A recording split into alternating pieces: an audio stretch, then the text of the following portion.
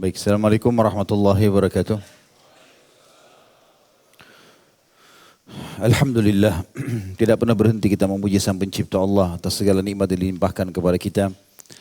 Sebagai seorang muslim kita sangat yakin bahwasanya Allah Subhanahu wa taala akan menjanjikan atau memenuhi janjinya dengan kalimat alhamdulillah segala kebutuhan kita akan dipenuhi olehnya.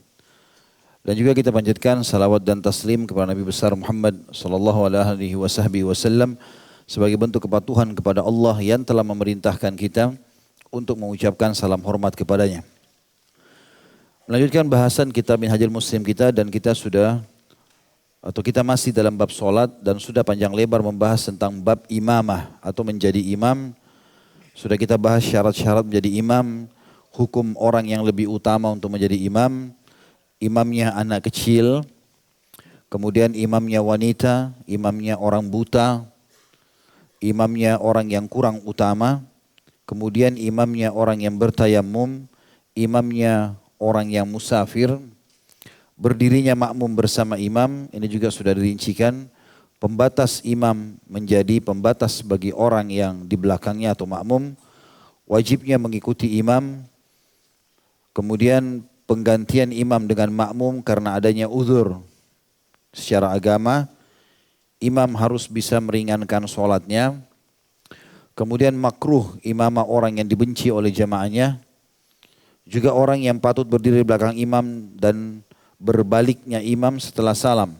Nah itu juga sudah kita bahas bahwasanya di belakang imam harus orang yang mirip dengan imam hafalannya dan pemahaman agamanya. Kemudian yang terakhir kita bahas pada pertemuan sebelumnya adalah masalah meluruskan saf. Dan kita akan masuk pada malam ini semoga Allah berkahi lanjutan bahasan bab solat poin C-nya masalah masbuk atau makmum yang tertinggal.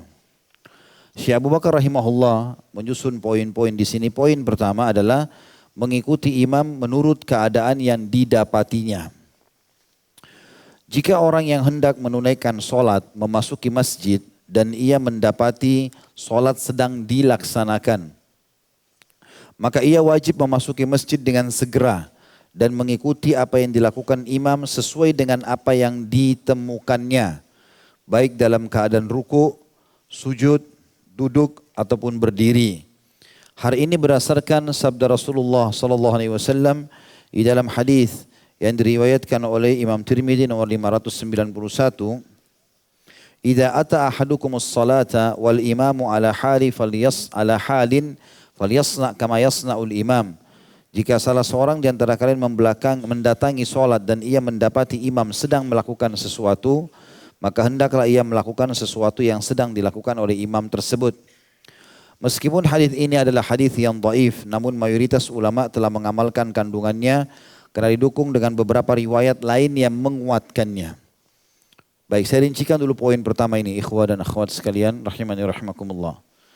Yang paling pertama yang harus difahami adalah kita harus pada saat ingin sholat berjamaah ikut dengan imam walaupun dia berada di keadaan-keadaan yang tidak membuat kita mendapatkan rakaat itu.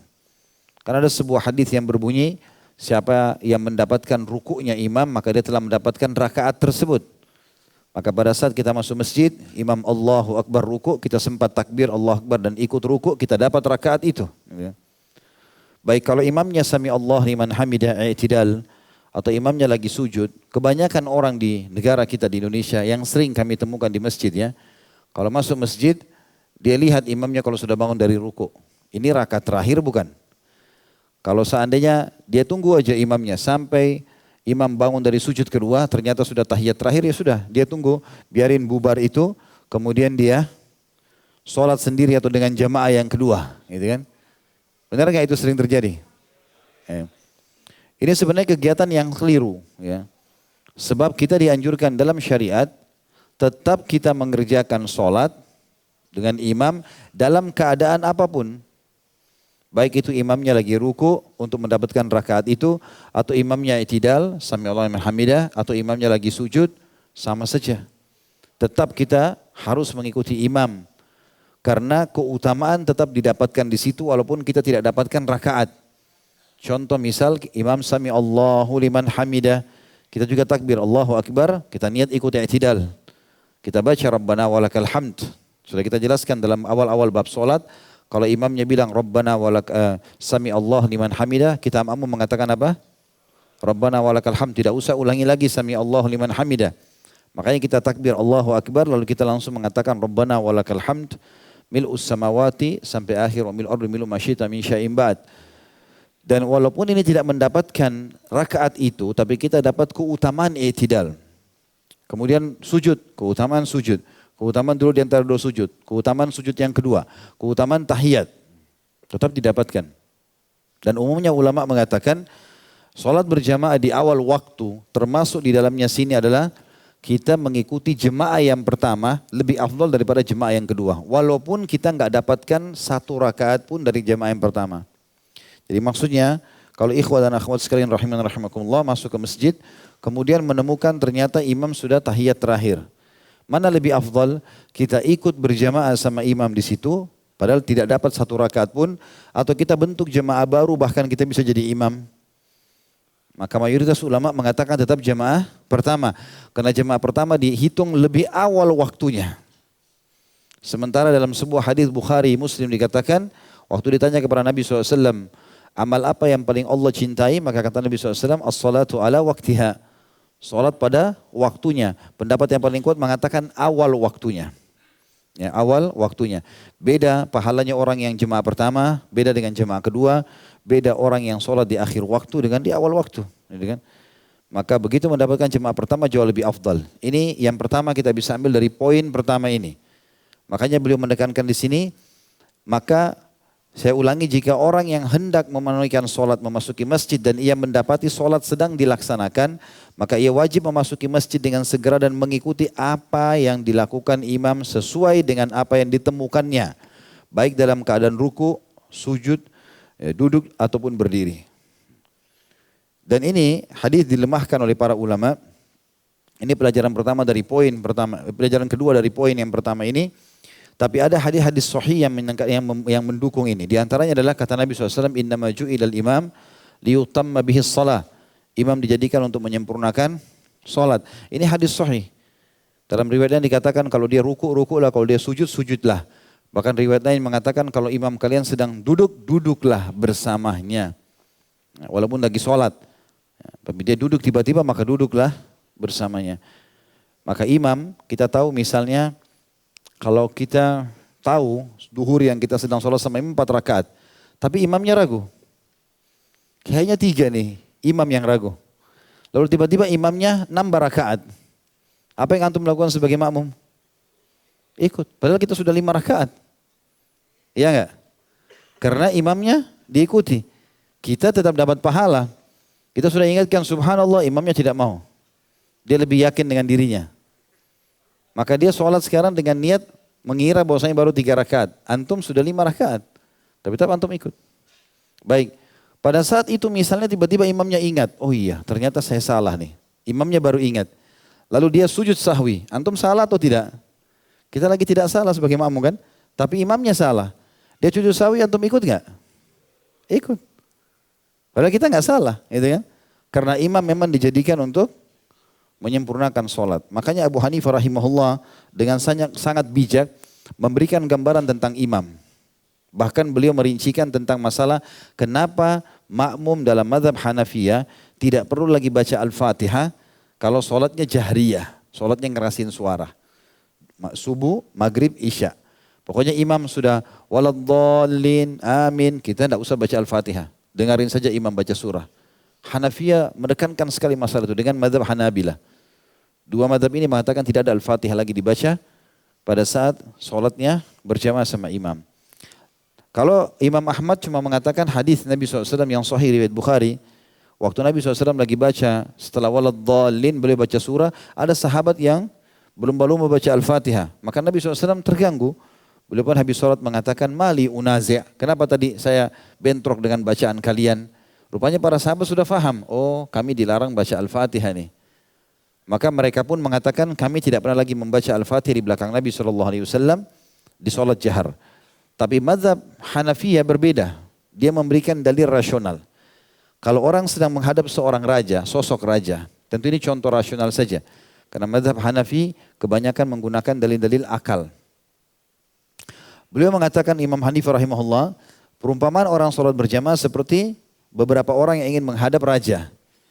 Maka walaupun beberapa orang yang menghadap raja tetap ada satu juru bicaranya, nggak mungkin semuanya bicara. Maka apapun yang diucapkan oleh juru bicara tersebut pasti akan diiyakan oleh orang-orang yang di belakang. Begitulah ibarat imam dalam mazhab Hanafi. Oleh karena itu teman-teman sekalian, di sini jangan sampai mengulangi kebiasaan ini. Karena saya lihat ini rutin sekali. Ya, sering kali mereka tidak mau ikut berjamaah hanya karena tidak dapat rukuknya. Padahal dia tetap dapat keutamaan sholat awal waktu dan tetap dapat keutamaan gerakan dan bacaan dari i'tidal, sujud, duduk di antara sujud dan tahiyat. Poin kedua, dihitung satu rakaat dengan didapatkannya ruku. Ini kalau makmum masbuk. Dihitung satu rakaat kata beliau bagi makmum yang menemukan imam yang sedang ruku. Kemudian ia ruku bersamanya sebelum imam bangkit dari rukuknya. Berdasarkan sabda Rasulullah SAW, "Idza ji'tum ila salati wa nahnu sujudun fasjudu wa la ta'udduha syai'a wa man adraka ar-rak'ata faqad adraka as-shalah." Jika kamu mendatangi salat dalam keadaan kami sedang sujud, maka hendaklah kamu bersujud. Namun jangan kalian menganggapnya satu rakaat. Dan barang siapa yang mendapati ruku, maka ia telah mendapatkan satu rakaat solat. Hadis ini disebutkan oleh Abu Dawud nomor 893. Hadis ini tentu dihasankan oleh sebagian ulama dan memperkuat dalil tentang masalah dianjurkannya orang yang masbuk tetap mengikuti gerakan imam. Ya.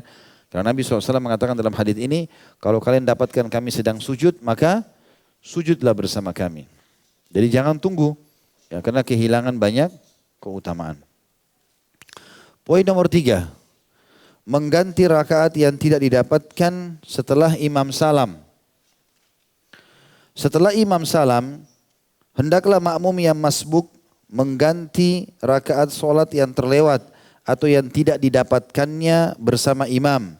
Jika ia berkenan, maka ia dapat menjadikan rakaat yang terlewat sebagai rakaat terakhir solatnya.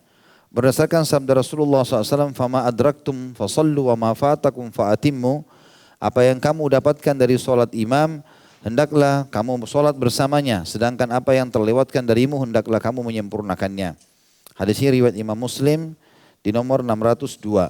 Misalnya, jika ia mendapati satu rakaat dari solat maghrib bersama imam, hendaklah ia melakukan 2 rakaat lagi. Di mana rakaat pertama membaca Al-Fatihah dan surah. Sedangkan rakaat yang kedua cukup membaca Al-Fatihah saja, lalu tasyahud dan salam. Akan tetapi, jika ia berkenan, maka ia dapat menjadikan rakaatnya yang tertinggal sebagai rakaat pertama solatnya. Hal ini berdasarkan disinyali dari sabda Nabi SAW, "Ma fatakum faqdu." Apa yang terlewatkan darimu hendaklah kamu mengqadha'nya. Hadis ini diriwayatkan oleh Bukhari dan juga An-Nasa'i. Jika yang tertinggal itu satu rakaat dari solat maghrib, maka ia dapat menunaikan rakaat tersebut dengan membaca Al-Fatihah dan surah dengan suara keras. Sebagaimana rakaat yang tertinggal, lalu tasyahud dan salam. Sebagian ulama juga berkata pendapat yang menjadikan rakaat yang tertinggal sebagai rakaat pertama dari solatnya adalah pendapat yang lebih kuat. Pendapat yang lebih kuat. Artinya kalau kita masbuk, maka rakaat berapa yang kita dapatkan dari imam? 1 rakaat, berarti kalau maghrib kita tambah 2 rakaat. Kalau sholat duhur atau asar atau isya, kita berapa 1 rakaat, berarti kita tinggal menambah 3 rakaat. Ya. Dan juga pendapat ulama mengatakan kalau orang sedang sholat berjamaah dengan imam, dia tetap mengikuti gerakan-gerakan imam, tapi khusus gerakan-gerakan tertentu seperti misalnya tasyahud. Jadi kalau misalnya antum pas masuk sholat isya ingin berjamaah, ternyata antum temukan imam sudah rakaat ketiga. Berarti imam rakaat ketiga sama rakaat keempat. Antum sendiri rakaat pertama sama rakaat kedua. Pada saat imam tahiyat, dia tahiyat terakhir, tasyahud akhir, karena dia sudah rakaat keempat. Antum sendiri masih tahiyat yang pertama. Duduk antum tetap iftirash, tidak mengikuti, duduk antum tetap, iftirash betul. Imamnya tawarruk, ya. Antum tetap duduknya seperti duduk tahiyat awal. Walaupun antum mengikuti imam dalam tahiyat itu. Karena antum tetap dihitung masih baru rakaat yang kedua. Ya. Seperti itulah. Ini yang dimaksudkan dalam poin-poin tadi. Yang keempat, bacaan Al-Fatihah makmum di belakang imam. Makmum tidak diwajibkan membaca Al-Fatihah dalam solat. Yang bacaan Al-Fatihah dan surahnya dibaca keras. Bahkan disunnahkan diam. Karena bacaan imam sudah cukup baginya. Berdasarkan sabda Rasulullah SAW, Man kana lahu imamun fakira'atul imami lahu kira'ah. Barang siapa yang mempunyai imam, solat berjamaah maksudnya, niscaya bacaan imam menjadi bacaannya. Hadis riwayat Ahmad nomor 14.233, Ibnu Majah nomor 850. Dan hadis ini disahihkan oleh umumnya ulama. Juga sabda Nabi SAW, Mali unaza'ul Qur'an. Mengapa aku tadi dilawan pada bacaan Qur'anku dengan menyaingi dan mendahuluiku? Maka para sahabat tidak lagi membaca bacaan yang telah dibaca keras oleh beliau sallallahu alaihi wasallam. Ya, hadis ini riwayatkan Tirmidzi nomor 312 dan disahihkan atau dihasankan oleh beliau. Juga sabda Nabi SAW, Innama ju'ilal imamu liyutamma bihi fa idza kabbara fakabbiru wa idza qara'a fa'ansitu. Sesungguhnya imam itu ditunjuk tidak lain untuk diikuti. Jika ia bertakbir maka bertakbirlah kalian, dan jika ia membaca Al-Fatihah dan surah maka diamlah kalian. Hadis ini diriwayatkan Imam Muslim dan juga An-Nasa'i. Dan ini mazhab yang dipegangi oleh Imam Ahmad dan Abu Hanifah rahimahumullah. Bahkan kalau tidak salah sama Imam Malik juga berpendapat yang sama. Tapi mazhab Syafi'i berbeda. Ya. Imam Syafi'i rahimahullah punya ijtihad yang berbeda. Beliau mengatakan tetap wajib membaca Al-Fatihah di belakang imam walaupun sholatnya jahar. Walaupun sholat subuh, maghrib, isya, imam kerasin suara tetap makmum harus membaca. Beliau berpegang juga pada hadis yang sahih. Yang kata Nabi SAW, La salata liman lam yakra' bifatihatil kitab. Tidak dihitung sholat seseorang itu diterima selama dia tidak membaca Al-Fatihah. Ya, maka Imam Syafi'i mengambil hadis ini mengatakan ini global. Berlaku orang sholat sendiri atau sholat berjamaah. Sholat jahar ngerasin suara atau sholat sir mengecilin suara. Tapi jumhur ulama membawab ini ya. Jumhur ulama mengatakan, Imam Abu Hanifah, Imam Malik, Imam Ahmad mengatakan tidak seperti itu pemahamannya. Hadis ini yang kata Nabi SAW tidak ada sholat seseorang yang tidak membaca Al-Fatihah berlaku bagi sholat yang sendirian atau sholat yang imamnya kecilin suara. Kayak duhur dan asar. Kalau sholat yang kerasin suara maka hadis-hadis inilah yang berlaku. Ya, karena hadis ini jelas. Seperti misalnya ini hadis yang terakhir tadi, yang riwayat Imam Muslim. Kata Nabi SAW, sungguhnya imam itu ditunjuk. Tidak lain untuk diikuti. Jika ia bertakbir maka bertakbirlah kalian semua. Dan jika ia membaca Al-Fatihah dan surah maka diamlah kalian. Maka jumhur mengatakan ini dalil menjelaskan bahwa kalau sholat berjamaah dengan imam dan imamnya kerasin suara nggak usah baca. Nah, ini khilaf di antara ulama, kita menghormati perselisihan pendapat ini, tinggal kita melihat mana yang paling kuat dalilnya. Ya. Akan tetapi disunnahkan bagi makmum membaca bacaan yang bacaannya tidak dikeraskan oleh imam, sebagaimana disunnahkan bagi makmum membaca Al-Fatihah ketika imam diam. Jadi kalau misalnya sholat duhur, sholat asar, memang itu wajib kita baca. Disepakati oleh seluruh ulama harus baca Al-Fatihah. Kecuali dalam keadaan-keadaan tertentu, seperti antum datang pada saat imam pas ruku. Apakah takbir lalu baca Al-Fatihah atau tidak? Ini khilaf di antara ulama. Tapi umum jumhur ulama mengatakan sudah tidak baca lagi. Karena kata Nabi SAW, kalau kalian temukan imam ruku, maka rukulah. Ya. Maka ini berarti menandakan takbir langsung ruku. Al-Fatihahnya sudah dianggap gugur. Di dalam jumhur ulama. Imam Syafi'i tetap mengatakan tidak bisa. Karena beliau berpegang pada hadis tadi, berarti orang kalau sholat takbir, kemudian dia tidak baca Al-Fatihah, berarti dia kehilangan rakaat itu. Maka dianggap tetap dia baca Al-Fatihah dulu, baru dia kejar gerakan imam. Poin nomor 5, tidak boleh mengerjakan sholat sunnah ketika sholat wajib sudah dimulai. Kalau sudah iqamah, batalkan semua sholat sunnah antum. Kecuali dalam keadaan betul-betul sudah terakhir, tahiyat. Antum yakin sempat salam sebelum imam takbir, maka silahkan. Tapi kalau baru takbir, baru rakaat pertama, baru ruku atau bangun dari ruku, rakaat pertama imam sudah atau muadzin sudah iqamah, wajib dibatalkan. Dalilnya ada tentunya. Kata beliau tidak boleh mengerjakan sholat sunnah ketika sholat wajib dimulai. Jika sholat wajib dimulai dan seseorang sedang mengerjakan sholat sunnah, hendaklah ia menghentikannya. Jika ia belum mendapatkan satu rakaat pun yang ditandai dengan bangkit dari ruku, jika tidak hendaklah ia menyelesaikannya segera. Berdasarkan sabda Rasulullah SAW, "Idza uqimatis sholatu fala sholata illal maktubah." Jika sholat wajib telah dimulai, sudah diiqamah, maka tidak ada lagi solat kecuali solat wajib itu sendiri. Hadis ini riwayatkan Imam Muslim nomor 710. Baik Ustaz, saya belum sempurnakan, tetap dapat pahalanya. Innamal a'malu binniyat. Sesuai dengan niatnya sudah dibalas oleh Allah Subhanahu wa ta'ala. Poin nomor 6, orang yang telah memulai sholat asar tapi belum sholat duhur. Jadi kalau seandainya ada orang masuk masjid, dia belum duhur, imamnya sudah sholat asar, apa yang dia lakukan? Para ulama telah berbeda pendapat tentang ketentuan hukum orang yang belum sholat duhur, sementara ia telah memulai sholat asar.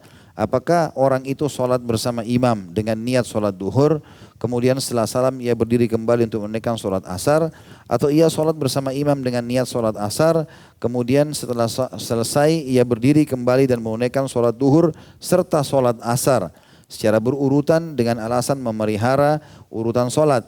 Jika saja tidak ada sabda Nabi SAW, fala takhtalifu alal imam, janganlah kalian berbeda dengan imam kalian, tentulah melakukan sholat bersama imam dengan niat sholat duhur lebih utama. Jadi tindakan yang lebih berhati-hati ialah melakukan sholat bersama imam dengan niat sholat asar. Lalu setelah selesai ia berdiri kembali dan mengerjakan sholat duhur dan sholat asar secara berurutan. Adapun sholat yang diberlakukannya bersama imam dianggap sebagai sholat sunnah. Jadi boleh mengangkat dua pendapat di sini ya. Tapi pendapat yang dipegang oleh Syekh Abu Bakar rahimahullah, kalau orang belum sholat duhur dia masuk masjid, tentu karena kelalaiannya misalnya, ternyata sudah iqamah sholat asar. Menurut Syekh Abu Bakar rahimahullah, dia ikut sholat sama imam asar. Tapi itu dianggap sunnah, belum wajib bagi dia. Karena apa? Karena dia belum sholat duhur dan urutan sholat wajib. Duhur dulu baru asar. Maka setelah sholat salam sama imam, dia sholat duhur dulu baru dia sholat asar lagi. Seakan-akan dia mengerjakan asar 2 kali. Tapi pendapat yang dipegangi oleh jumhur ulama bukan begini. Jadi dia boleh mengerjakan sholat duhur walaupun imamnya asar. Berbeda niat. Yang penting jumlah rakaatnya sama. Yang disebutkan oleh ulama, tidak bisa kita sholat ya, bermakmum pada imam kalau jumlah rakaatnya beda. Kayak misalnya teman-teman belum sholat maghrib, tapi kita masuk masjid imamnya sudah sholat isya. Isya kan 4 rakaat, antum belum sholat maghrib. Kalau kita ikut imam ganjil, kita harus salam di rakaat ketiga imamnya sudah berdiri. Ini saya pernah tanyakan kepada Syekh Saleh Suhaimi dan saya pastikan lagi hukumnya kemarin pada saat umroh. Syekh, bagaimana sebenarnya harus dilakukan? Yang selama ini saya terangkan di pengajian adalah, saya bilang, pendapat yang mengatakan kalau kita masuk masjid ternyata imam sudah sedang sholat isya. Maka bagi yang belum sholat maghrib, dia harus sholat maghrib dulu sendiri. Dia sholat dulu di pinggir masjid sendirian. Dia selesaikan maghribnya, lalu dia kejar imam apa yang tersisa dari rakaat. Dan beliau mengatakan itu pendapat yang benar. Ya. Malah itu yang tepat, karena jumlah rakaatnya tidak sama. Berbeda kalau duhur sama asar yang dasarnya jumlahnya sama. Maka boleh dilakukan niatnya sholat duhur, imamnya sholat asar. Ya. Poin nomor 7, makmum tidak boleh berdiri sendirian pada satu saf atau barisan. Ini juga sering terjadi kita di Indonesia ini. Ya. Kadang-kadang kita sholat, saf sudah rapi, di paling belakang ada yang di pojok sana, ada yang sholat di jauh. Ini nggak tahu dia makmum sama siapa ini. Ya. Dan dengan percaya diri, ini tidak boleh berpisah dengan saf. Ya. Sampai ulama mengatakan andai saja seseorang masuk ke dalam masjid, kemudian dia temukan saf sudah penuh, nggak ada lagi orang, tinggal dia sendiri. Dan imamnya berada di tahiyat terakhir. Apa yang dia harus lakukan? Kalau dia datang, imamnya, makmumnya masih berdiri. Dan dia yakin tidak ada lagi orang yang datang. Misalnya dia tinggal di satu kampung, kampung itu hanya ini saja jemaahnya. Nggak ada yang lain. Dia sudah yakin nggak bakal datang orang. 3 saf, yang keempat dia sendiri. Kalau masih berdiri dia boleh tepuk pundak makmum salah satunya untuk mundur menemani dia. Dan ini harus antum faham ini ya. Kalau ditepuk mundur, jangan ngambek. Hah?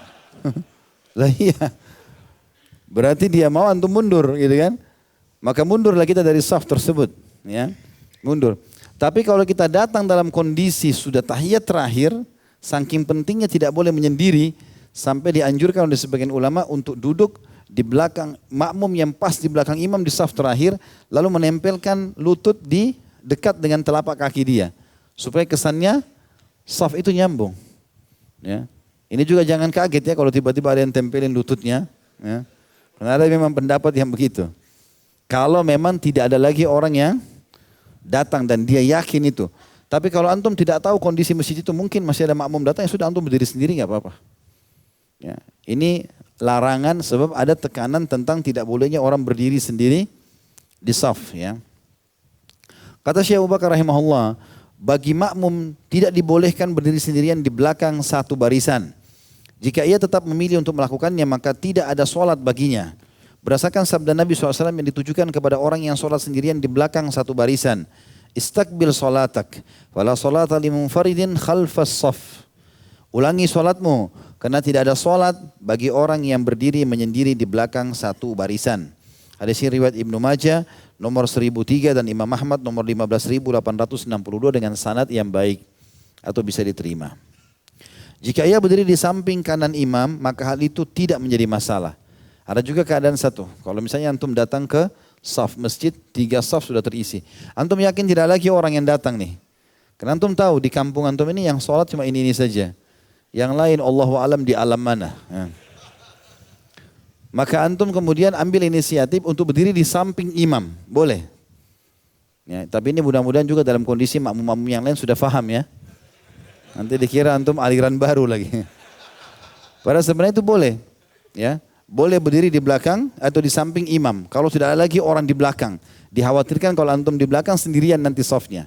Sementara Nabi SAW menegur dalam hadits ini, siapa yang sholat sendirian tidak ada sholat baginya. Dianggap batal. Apalagi kalau antum berdiri jauh, saf masih kosong. Ya, nggak boleh ini. Ya. Karena itu pernah terjadi. Ya, Nabi SAW pada saat melihat Abu Bakar menjadi imam, maka Nabi SAW pun datang di sebelah beliau. Gitu kan? Di sebelah Nabi, di sebelah Abu Bakar. Maka Nabi SAW berdiri di sebelah Abu Bakar pas. Gitu kan? Nah, itu dibolehkan. Yang kedelapan, saf barisan pertama itu lebih utama. Ya.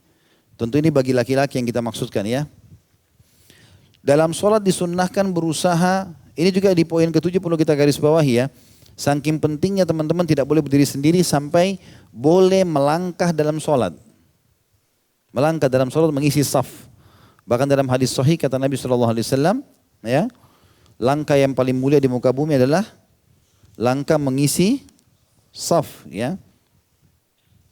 Itu ada di halaman 417. Kalau cetakan buku antum sama dengan ana, maka di footnote nomor 817 di akhir sekali halaman 417. Lihat enggak? Yang kata Nabi SAW, ma min khutwatin a'zamu ajran min khutwatin masyaha rajulun ila farjatin fis safi fasaddaha. Tidak ada langkah yang paling besar pahalanya dari langkah yang dilakukan seseorang menuju celah saf sehingga menutupi atau merapatkannya. Hadis ini riwayat Bazzar dengan sanad hasan. Ya. Artinya memang kita dianjurkan melangkah. Jadi kalau ada orang yang batal sholatnya di depan antum lagi di saf belakang, jangan biarkan saf itu kosong. Dia keluar, antum isi saf itu. Termasuk juga imamnya. Makanya waktu Umar bin Khattab tertusuk oleh Abu Lu'lu', maka diganti oleh Abu Musa al-Asy'ari, langsung maju ke depan. Walaupun ada sebagian di antara sahabat yang berhenti untuk mengurus Umar bin Khattab radhiyallahu anhu ajma'in. Yang kedelapan, saf barisan pertama lebih utama, terutama bagi laki-laki yang di depan. Dalam sholat disunnahkan berusaha supaya menempati saf pertama dan berdiri di samping kanan imam. Jadi di belakang imam dan saf itu dimulai dari belakang imam ke kanan. Sudah full baru ke sebelah kiri. Di saf kedua juga begitu. Mulai di belakang imam ke kanan dulu full baru ke kiri. Begitu terus. Ya. Begitu terus diisi ke kanan terus sampai full baru ke kiri lagi. Hal ini berdasarkan sabda Nabi SAW. Inna Allah wa malaikatahu yusalluna ala safil awal. Qalu ya Rasulullah wa ala thani wa fi thalithati qala wa ala thani. Sesungguhnya Allah dan para malaikatnya mendoakan orang yang sholat di saf pertama. Dan para sahabat bertanya, wahai Rasulullah, bagaimana dengan orang yang di saf kedua? Dan pada yang ketiga kalinya Rasulullah SAW menjawab juga saf kedua. Hadis ini riwayat Ahmad nomor 21.760 dan At-Tabarani dalam Mu'jamul Kabir di 8 halaman 174 dengan sanad yang baik. Ya. Jadi ini antum harusnya mengutamakan saf yang pertama. Kalaupun ketinggalan minimal saf yang kedua. Karena para sahabat bertanya, ya Rasulullah bagaimana saf kedua? Nabi tetap bilang saf pertama. Ya Rasulullah saf kedua, saf pertama. Sampai 3 kali baru Nabi mengatakan iya saf kedua juga. Jadi seperti Nabi SAW mendoakan orang di saf pertama 3 kali, sementara saf kedua 1 kali. Ya. Jadi jangan dorong-dorongan sama orang. Silakan Pak, silakan Pak, silakan masuk surga. Ya. Kok silakan. Nah, biasa begitu sering kali. Saf pertama dipersilakan orang lain. Ini seperti emas kita tinggalkan. Yang luar biasa. Sampai kata Nabi SAW, la ya'lamun nasu ma fid nida'i was safil awal la'atauhuma walau habwah. Andai saja orang-orang tahu apa yang Allah janjikan di saf pertama dan di azan dan saf pertama, maka mereka akan mendatangi keduanya walaupun merangkak. Di dalam hadis yang lain Bukhari Muslim semua hadis sahih ini, kata Nabi SAW, kalau seandainya orang-orang mengetahui apa yang Allah janjikan di azan dan saf pertama, kemudian mereka tidak mendapatkan kecuali harus bersaing, maka mereka akan bersaing. Sampai sebagian ulama salaf mengatakan, andai saja saya memiliki harta yang sangat melimpah di muka bumi ini, lalu saya masuk masjid, saya temukan saya masuk di saf kedua, kalau ada satu orang di saf pertama yang mau mundur untuk 1 sholat saja dan saya bayar dengan seluruh harta saya akan lakukan. Mereka punya miliaran, dibayar orang saf pertama. Yang penting tukaran, 1 sholat mau dibeli dengan harga begitu. Antum fadhal silakan. Silakan terus orang banyak pahala. Kemudian sabda Rasulullah SAW juga dikatakan dalam hadis yang sahih. Khairu sufufir rijali awwaluha wa syarruha akhiruha wa khairu sufufin nisa'i akhiruha wa syarruha awwaluha. Sebaik-baik saf laki-laki adalah saf pertama dan seburuk-buruk saf bagi laki-laki adalah saf yang terakhir. Sedangkan sebaik-baik saf wanita adalah saf terakhir dan seburuk-buruknya adalah saf yang pertama. Hadis ini diriwayatkan oleh Imam Muslim nomor 440. Ya. Ini tentu ada motivasi bagaimana setiap laki-laki berada di saf pertama. Ya. Kalau darurat sekali kita memang telat, ada udzur syar'i, tidak dengar azan, sakit perut, apalah ada udzur syar'i itu berbeda. Ya. Karena ada juga halangan-halangan teman-teman, antum tidak boleh paksa ya. Seperti kata Nabi SAW, jangan kalian sholat dengan menahan 2 keburukan. Maksudnya kebelet buang air kecil, kebelet buang air besar. Ini nggak boleh sholat. Antum harus selesaikan dulu. Ya. Kalau enggak nanti tidak konsentrasi sholatnya. Maka harus diselesaikan ini. Juga dalam hadis yang lain, kata Nabi SAW, hadis ini diriwayatkan Abu Daud nomor 676. Inna Allah wa malaikatahu yusalluna ala alladhina yusalluna ala mayaminis sholah atau mayaminis sufuf. Sesungguhnya Allah dan para malaikatnya mendoakan orang-orang yang menempati saf-saf di sebelah kanan. Bahkan para sahabat mengatakan, kami sangat bahagia pada saat sholat di saf pertama dan di sisi kanan saf. Karena kalau Nabi SAW mengatakan luruskan, selalu pandangan beliau ke sebelah kanan saf. Maka pandangan Nabi SAW dianggap bernilai plus bagi para sahabat. Ya, untuk meluruskan saf-saf tersebut. Dan saking pentingnya mengisi saf-saf ini sampai kata Nabi SAW atau kata para sahabat, Nabi SAW mengatur saf-saf kami agar rata, ya, seakan-akan beliau sedang mengatur anak panah yang akan dilepaskan dari busurnya. Jadi harus semuanya sejajar. Juga sabda Nabi SAW di dalam hadis yang diriwayatkan Imam Muslim nomor 438, taqaddamu fa'tammu bi wal ya'tamma bikum man ba'dakum la yazalu qaumun yata'akhkharuna hatta yu'akhiruhumullah. Majulah kalian dan ikutilah aku. Ikuti imam, makin dekat dengan imam, makin bagus, ya. Kemudian orang-orang yang di belakang kalian, kalau saf pertama sudah penuh, jangan dipaksakan, maka ikutlah buat saf yang kedua. Dan tidak ada satu kaum yang membiasakan diri terlambat dari saf pertama, sengaja nunda-nunda ke masjid, sengaja nunda-nunda ngisi saf yang depan, kecuali Allah juga membuat mereka terlambat. Makna di sini Allah buat mereka terlambat, ada putnot nomor 831 di bawah. Maksudnya terlambat memperoleh rahmat atau karunia-Nya Allah yang besar dan ketinggian derajat. Juga terlambat dari ilmu dan yang semisalnya. Artinya ada janji-janji Allah di situ. Kadang-kadang teman-teman ada ibadah yang kita anggap mungkin biasa tapi ternyata di sisi Allah besar sekali. Makanya dalam sebuah hadis yang lain kata Nabi SAW, la tahkiranna minal ma'rufi syai'a. Jangan kalian pelit-pelit dengan amal saleh. Walaupun itu kecil. Pun hanya ngisi saf misalnya. Walaupun hanya sekedar memposisikan posisi yang tepat dari jari-jari, dari tubuh pada saat ruku, pada saat sujud, i'tidal, duduk di antara dua sujud, mau salam, semuanya ini ada nilai pahala yang sangat tinggi di sisi Allah Subhanahu wa taala. Dan Allah kalau memberikan balasan, innallaha yarzuqu man yasha'u bighairi hisab. Kalau Allah sudah kasih balasan, enggak ada lagi hitung-hitungannya. Makanya tidak boleh perhitungan atau menganggap remeh satu pun dari jenis amal soleh, tetap dikerjakan. Jelas enggak ini? Baik. Materi ke-8, masalah azan dan iqamah. Yang pertama poinnya adalah azan, dan azan definisinya adalah azan adalah pemberitahuan mengenai telah tibanya waktu sholat dengan lafaz tertentu. Sementara hukum azan sendiri termasuk salah satu wajib kifayah atau kewajiban yang jika dilakukan oleh sebagian orang maka hal itu dianggap cukup serta dihukumi gugur dari yang lainnya bagi penduduk satu kota dan suatu kampung. Berdasarkan sabda Rasulullah SAW, "Idza hadaratis salatu falyu'adzin lakum ahadukum wal ya'ummakum akbarukum." Jika telah datang waktu salat, hendaklah salah seorang di antara kalian mengumandangkan azan dan hendaklah orang yang paling tua di antara kalian mengimami salat. Hadis ini riwayat Bukhari nomor 628 dan Imam Muslim 674. Ya. Tentu ini sudah kita jelaskan dalam bab imamah ya. Kalau yang didahulukan adalah bacaan Qur'annya, kemudian setelah itu sunnahnya, pemahaman sunnahnya, baru kemudian masalah-masalah hukum-hukum halal haramnya agama. Kalau semuanya sama, termasuk hijrah ya, kalau semuanya sama, barulah kemudian dilihat umurnya. Jadi tidak spontanitas tua langsung didahulukan. Ya. Kalau orang tua bacaannya memang bagus, segala macam, lebih khusyuk, faham hukum Allah SWT itu lain. Tapi kalau tua dan tidak faham tidak boleh. Ya. Tetap yang lebih mudah didahulukan dengan bacaan yang lebih baik. Bagi orang yang sedang bepergian dan berada di padang pasir, disunnahkan mengumandangkan azan pada waktu sholat tiba. Berdasarkan sabda Rasulullah SAW, فَإِذَا كُنْتَ فِي غَنَمِكَ أَوْ بَادِيَتِكَ فَأَذَّنْتَ بِالصَّلَاةِ فَارْفَعْ صَوْتَكَ بِالنِّدَاءِ فَإِنَّهُ لَا يَسْمَعُ مَدَى صَوْتِ الْمُؤَذِّنِ جِنٌّ وَلَا إِنسٌ وَلَا شَيْءٌ إِلَّا شَهِدَ لَهُ يَوْمَ الْقِيَامَةِ.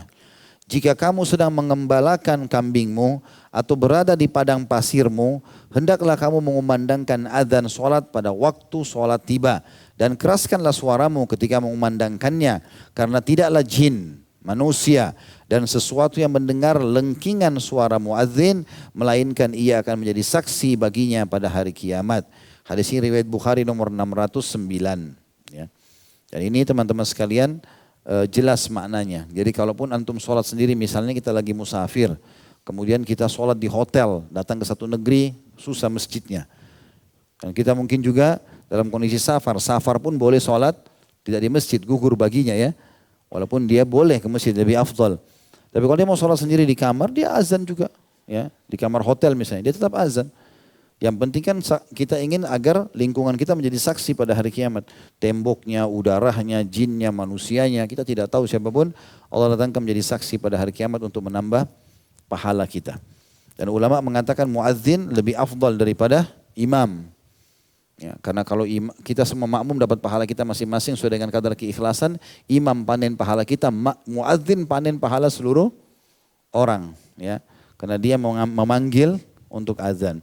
Tapi ingat, azan walaupun itu adalah keutamanya besar, sebagaimana sabda Nabi SAW juga dikatakan, sesungguhnya para muadzin itu orang yang paling tinggi lehernya pada hari kiamat, maksudnya paling dikenal, bukan lehernya panjang ya.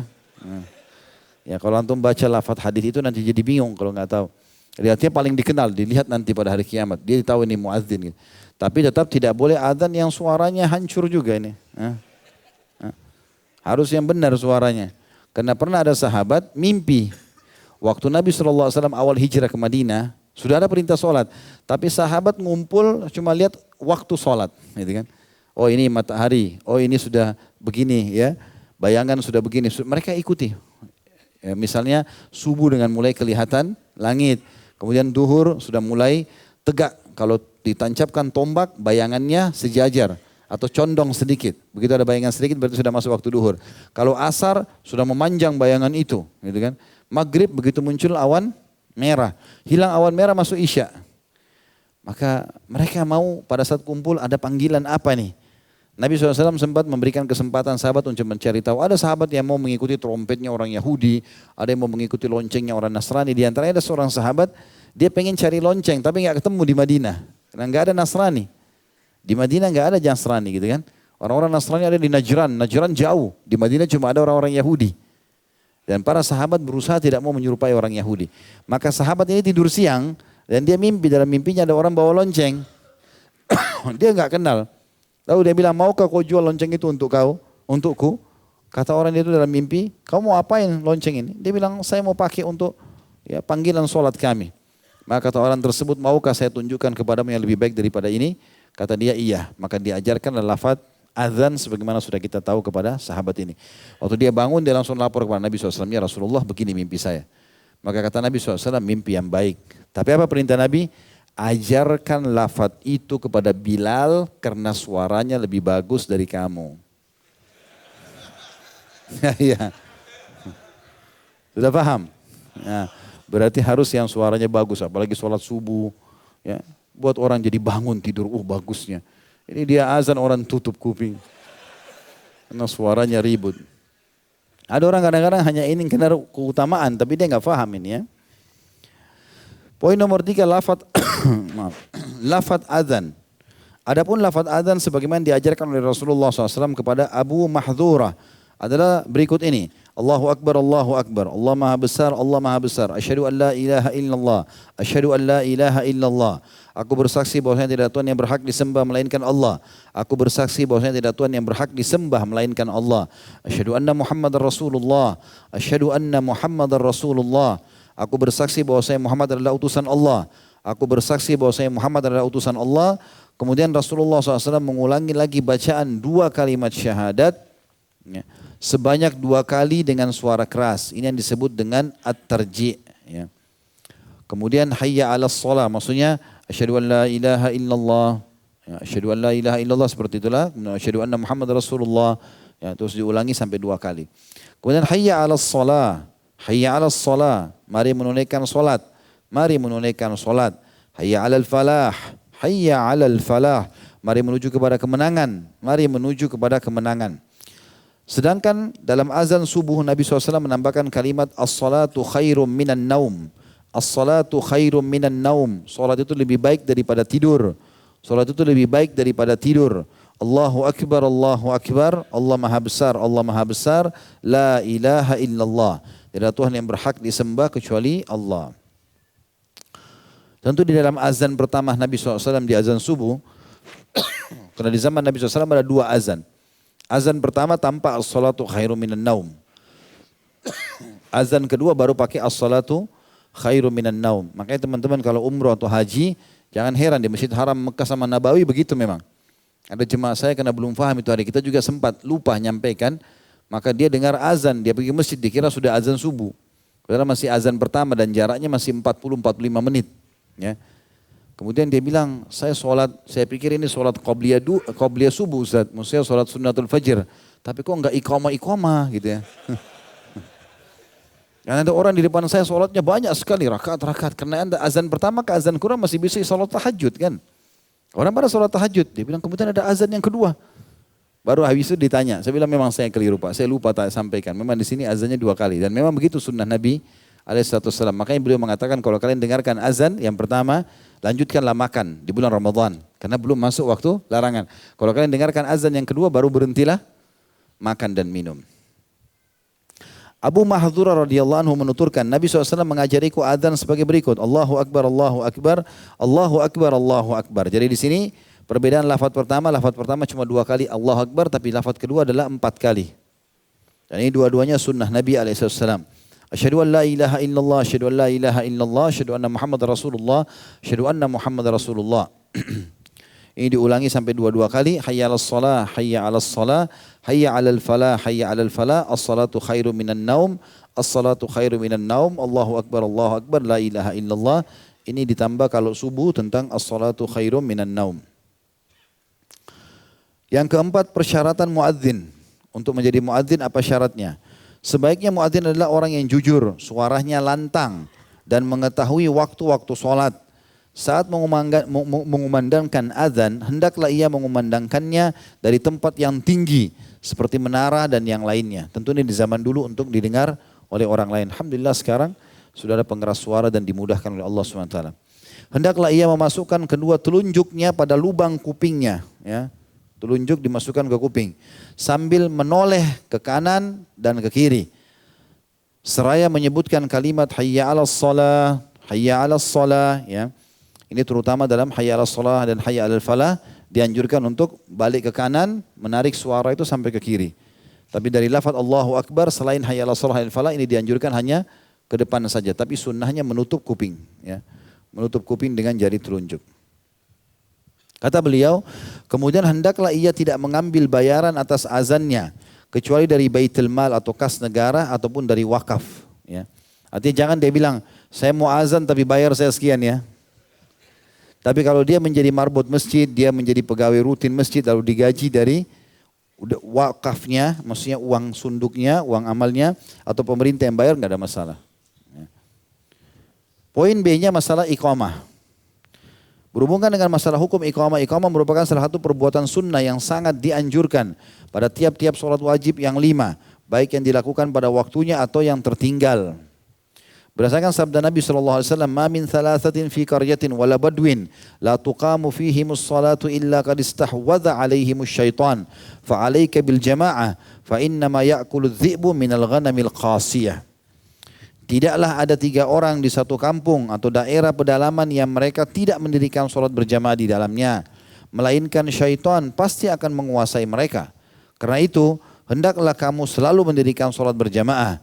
Karena serigala itu hanya akan menerkam kambing yang menyendiri atau terpisah dari kelompoknya. Hadis ini diriwayatkan oleh Abu Daud nomor 547. Jadi di sini maksudnya adalah dianjurkan sekali iqamah sholat. Walaupun antum telat, ya, usahakan tetap iqamah sholat. Kalau azan tadi dianjurkan di awal waktu. Juga berdasarkan penuturan Anas radhiyallahu anhu, Bilal telah diperintahkan agar menggenapkan azan dan mengganjilkan iqamah. Hadis ini riwayat Imam Muslim nomor 378. Sementara lafaz iqamah sendiri mengenai lafaz iqamah sebagaimana dijelaskan dalam hadis Abu Daud nomor 499 yang dituturkan Abdullah bin Zaid yang memimpikan lafaz azan adalah sebagai berikut. Allahu Akbar, asyhadu an la ilaha illallah, asyhadu anna Muhammad Rasulullah, hayya 'alas shalah, hayya 'alal falah, qad qamatis salatu, qad qamatis salah, Allahu Akbar, la ilaha illallah. Catatan di sini, imam lebih berhak atas iqamah. Sehingga muadzin tidak boleh mengumandangkan iqamah kecuali setelah imam hadir dan atas seizinnya. Berdasarkan keterangan dalam hadis berikut ini, kata Nabi SAW, al-muadzinu amlaku bil adhan, wal imamu amlaku bil iqamah. Muadzin lebih berhak atas azan, sedangkan imam lebih berhak atas iqamah. Hadis ini diriwayatkan Tirmidzi dan Baihaqi. Dan lafaz ini mirip Baihaqi di jilid 2 halaman 19. Ya, jadi maksudnya di sini dianjurkan teman-teman di setiap masjid tertentu itu sudah ada imam tetapnya. Imam tetap ini penentu iqamah. Nah, makanya dianjurkan imam itu dia bisa memberikan toleransi kepada muadzin. Dia bilang misalnya, kalau dalam 10 menit habis azan saya enggak datang, udah iqamah aja. Selama dia tidak ucapkan itu tidak boleh iqamah. Para sahabat bahkan pernah menunggu Nabi SAW sampai hampir terbit matahari di subuh. Karena lamanya Nabi SAW muncul dan beliau datang matahari, maksudnya langit sudah mulai agak terang. Baru mereka sholat subuh, gitu kan. Karena lamanya Nabi SAW. Jadi imam memang di sini penentu masalah iqamah. Kalau azan muadzinnya, kapan masuk waktu dia azan saja. Antara azan iqamah harus tunggu imamnya. Kecuali tentu di tempat itu tidak ada imam khusus, belum ditunjuk imam maka boleh iqamah kapan saja. Dianggap sudah cukup 5-6 orang antum masuk ke satu musola di satu tempat, ternyata sudah masuk waktu nih. Udah sepakat mereka masing-masing buru-buru, mereka enggak mau sholat qabliyah langsung iqamah, maka enggak ada masalah. Ya. Saya tadi sore sempat mampir di satu masjid, di salah satu kantor polisi, kemudian mau sholat, ternyata begitu masuk belum sempat azan di musola itu. Tapi memang sudah azan sekitar lingkungan ya. Begitu saya masuk, rupanya mereka kenal, oh, kita iqamah aja, mereka langsung satu orang iqamah. Gitu. Maka kita langsung sholat asar tadi itu. Ini tidak ada masalah karena suara azan sudah didengar ya di sekitar lingkungan. Sebab satu azan sudah mewakili semua itu. Ini saya juga pernah jelaskan di Jordan sampai sekarang. Saya pernah waktu masuk ke salah satu masjid di Amman. Kemudian saya pikir ini Amman jauh. Saya sempat bilang sama pengurus masjidnya, bisa nggak saya azan? Dia bilang di sini peraturannya nggak bisa azan. Azan itu di masjid Jami' induk kayak kita Istiqlal. Nanti masjid yang lain satu kota Amman cuma putar radio. Mereka dengar azan itu saja. Dan ini muadzinnya panen pahala ini. Ya. Karena dia sendirian. Nanti iqamah baru boleh muadzin setiap masjid. Rupanya begitu memang satu masjid. Dan itu sudah difatwakan oleh majelis ulama di sana. Maka dibolehkan. Yang penting intinya terdengar. Dan memang waktunya sudah masuk. Ya. Akan tetapi kata beliau, dalam sanadnya terdapat perawi yang tidak dikenal tentang masalah ini. Namun demikian pengamalan kandungan hadis ini telah umum di kalangan ahli fikih karena didukung oleh keterangan lain dalam hadis yang diriwayatkan oleh dari Ali radhiyallahu anhu dan Umar radhiyallahu anhu. Karena muadzin itu lebih berhak atas azan dari yang lainnya. Maka ia boleh mengumandangkan azan saat waktu sholat telah tiba tanpa harus menunggu kedatangan seseorang atau meminta izin kepada imam atau yang lainnya. Masuk ke poin yang lain, hal-hal yang disunnahkan adalah atau dalam azan. Yang pertama tarassul, yakni tidak terburu-buru ketika azan. Serta hadru, yakni mempercepat bacaan ketika iqamah. Jadi kalau azan pelan-pelan, kalau iqamah lebih cepat. Ya. Hal itu berdasarkan sabda Rasulullah SAW, "Idza adzanta fatarassal, wa idza aqamta fahdur." Jika kamu mengumandangkan azan, hendaklah kamu perlahankan. Sedangkan jika kamu mengumandangkan iqamah, hendaklah kamu mempercepat bacaan. Tarassul berarti memperlambat, mengatur seperti tartil lah kalau Al-Quran. Sementara hadru adalah menyegerakan iqamah itu. Hadis ini diriwayatkan oleh Tirmidzi dan lafaz ini mirip Baihaqi di 2 halaman 19. Yang kedua, menirukan bacaan muadzin dan mukim atau orang yang mengumandangkan iqamah dengan suara pelan, di mana orang yang mendengarkan hendaklah mengikuti lafaz muadzin dan mukim, kecuali saat dibaca lafaz hayya 'alas shalah, hayya 'alal falah. Mari menunaikan salat, mari menunaikan salat. Hendaklah tidak menirukan lafaz tersebut tetapi mengucapkan la haula wala quwata illa billah. Tidak ada daya dan upaya kecuali dari atas pertolongan Allah. Dan saat dibaca lafaz qad qamatis shalah, qad qamatis shalah, salat sudah didirikan, sungguh salat telah didirikan, hendaklah ia mengucapkan aqamahallahu wa adamaha.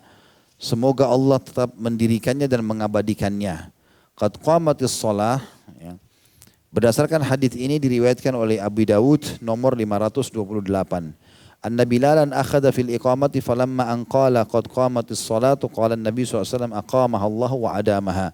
Bahwa Bilal mulai mengumandangkan iqamah, maka tak kala dia mengucapkan sungguh salat telah didirikan, maka Nabi SAW menjawab semoga Allah tetap mendirikannya dan mengabadikannya. Juga berdasarkan hadis yang diriwayatkan oleh Imam Muslim nomor 384 bahwa Rasulullah SAW bersabda, idza sami'tumul muadzina faqulu mithla ma yaqulul muadzin thumma sallu alayya fa innahu man shalla alayya marratan sallallahu alaihi 10 thumma sallallahu liyal wasilata fa innaha manzilatun fil jannati la tanbaghi illa li 'abdin min ibadillah wa arju an akuna anahu faman sa'ala Allah liyal wasilata hallat lahu syafa'ati. Jika kalian mendengarkan seruan muadzin, hendaklah kalian mengucapkan bacaan seperti yang diserukan muadzin. Kemudian bersalawatlah atasku. Karena sungguhnya orang yang bersalawat atasku 1 kali, niscaya Allah akan bersalawat kepadanya 10 kali lipat atas bacaan salawatnya itu. Kemudian mohonlah wasilah kepada Allah untukku. Karena ia merupakan satu tempat di dalam surga yang tidak pantas ditempati kecuali oleh seorang hamba dari hamba-hamba Allah. Dan aku berharap, akulah kelak yang akan menempatinya. Barang siapa yang memohonkan wasilah kepada Allah untukku, niscaya ia berhak memperoleh syafaatku. Ya. Hadis ini tentu menjelaskan tentang bagaimana kita dianjurkan mengikuti apa yang dilafadzkan oleh muadzin, kecuali hayya 'alas shalah dan hayya 'alal falah kita mengucapkan la haula wala quwata illa billah, dan sunnah setelah itu membaca salawat, terutama salawat Ibrahim. Allahumma salli ala Muhammad. Kalau imam ma'mum muadzin sudah mengatakan la ilaha illallah, kita mengatakan Allahumma salli ala Muhammadin wa ala ali Muhammadin dan seterusnya sampai akhir salawat Ibrahim.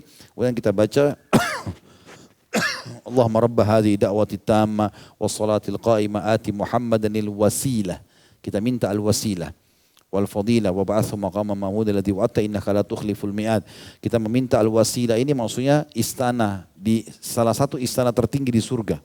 Ya, dan tidak ada istana lebih hebat daripada itu. Ya, paling sempurna, dan Nabi SAW berharap itu milik beliau. Ya, sebagian ulama mengatakan ini memang istana khusus untuk para nabi-nabi. Ya, jadi ana sama antum gak ada hak di al-wasilah. Makanya kita minta buat Nabi SAW, siapa yang minta al-wasilah untukku dia akan dapat syafaatku. Ya.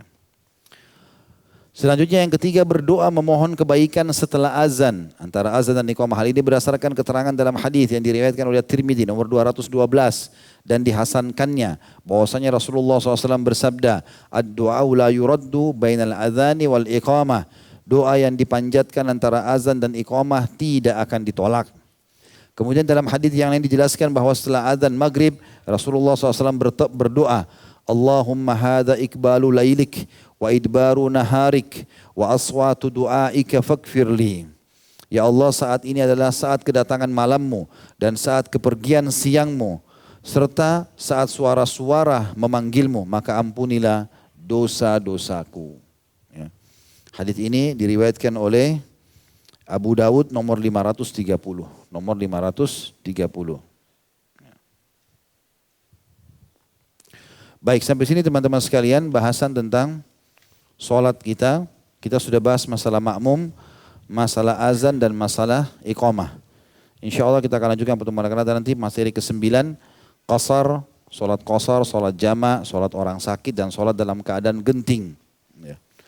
Baik, begitu saja teman-teman sekalian, karena waktu sudah menjelang 9:30 malam. Maka kita cukupkan insyaallah sampai di sini. Semoga bermanfaat. Subhanakallahumma bihamdika asyhadu an la ilaha illa anta astaghfiruka wa atubu ilaik. Wassalamualaikum warahmatullahi wabarakatuh.